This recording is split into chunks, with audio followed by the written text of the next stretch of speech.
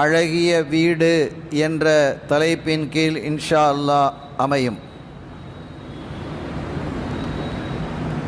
அழகிய வீடு என்று நாம் கூறும் பொழுது வீட்டை பிரம்மாண்டமாக கட்டுவது, அதை சுற்றி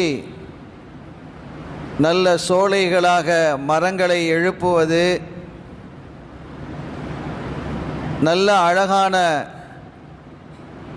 மார்பிள் தரைகளை போடுவது, வண்ண விளக்குகளை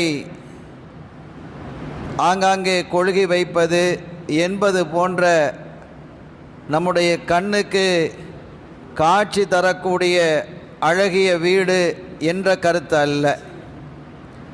மாறாக அழகிய வீடு என்றால் ஷரியத்தினுடைய அடிப்படையிலே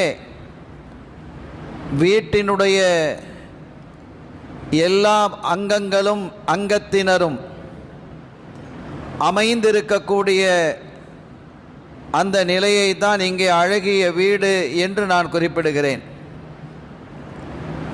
கண்ணுக்கு காட்சி தரக்கூடிய, அழகாக காட்சி தரக்கூடிய வீடு என்பது அழகிய வீடு தான். நாம் அந்த கருத்திலே இங்கே பேச வரவில்லை. மாறாக ஒவ்வொரு வீடும் இல்லமும் இஸ்லாமிய ஷரியத்தை பேணக்கூடிய இல்லமாக வீடாக அமைய வேண்டும். அப்படி அமைவதாக இருந்தால் அந்த வீட்டில் உள்ளவர்கள் எப்படி அந்த வீட்டில் நடந்து கொள்ள வேண்டும் என்பது குறித்த சில தகவல்களை இஸ்லாமிய ஷரியா நமக்கு போதிக்கக்கூடிய போதனைகளை இன்றைய உரையாக நாம் தொகுத்திருக்கிறோம். அருமையானவர்களே, வீடு எப்போதும் அழகாக இருக்க வேண்டும் என்றால் அந்த வீட்டில் முதலாவதாக குர்ஆன் ஷரீஃப் ஓதப்பட வேண்டும். குர்ஆன் ஓதப்படாத வீடு என்பது பாழடைந்த வீட்டுக்கு சமம்.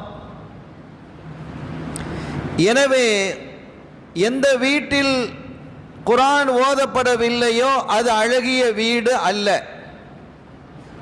கடந்த காலத்திலெல்லாம் நம்ம பார்க்கலாம், பள்ளி வாசல்ல சுபுகு தொழுதுட்டு போகும் பொழுது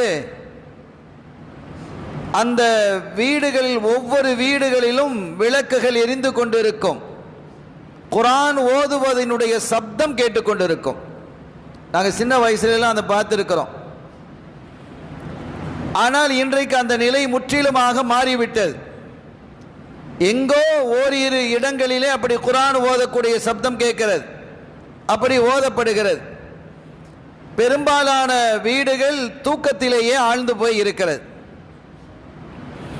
காரணம், இரவு தாமதமாகவே வீடுகளிலே தூங்கப்படுகிறது. தூக்கங்கிறது வீடுகளில் இப்போ தாமதமாயிடுச்சு. அதற்கு காரணம் என்ன என்பதும் நமக்கு தெரியும். கைகளிலே போன்கள், கையடக்க தொலைபேசி வந்ததினுடைய விளைவு, நாம் அதிக நேரம் அதிலேயே கழித்துவிட்டு தூங்குவதற்காக தாமதமாக செல்கிறோம், தாமதமாக விழிக்கிறோம். எனவே இந்த நிலை மாறி நான் அதிகாலையிலேயே எழக்கூடிய ஒரு பழக்கத்தை நாமும் மேற்கொள்ளணும், நம்முடைய பிள்ளைகளுக்கும் கொண்டு வரணும். சுபஹ் தொழுதற்கு பிறகு கொஞ்ச நேரம் அமர்ந்து குர்ஆன் ஷரீஃப் ஓத வேண்டும்.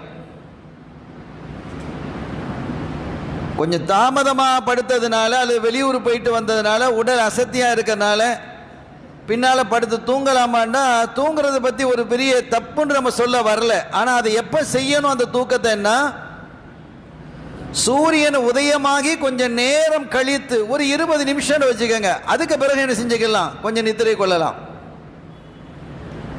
ஸல்லல்லாஹு அலைஹி வஸல்லம் அவர்கள் மஸ்ஜிதுக்கு ஃபஜ்ர் தொழுகைக்கு வந்து விடுவார்களே, ஆனால் சூரியன் உதயம் வரை கொஞ்சம் தூரம், அது உயரம் வரை அவர்கள் இருப்பாங்க மஸ்ஜிதில். அதுக்கு பிறகுதான் எழுந்து வெளியில் செல்வாங்க.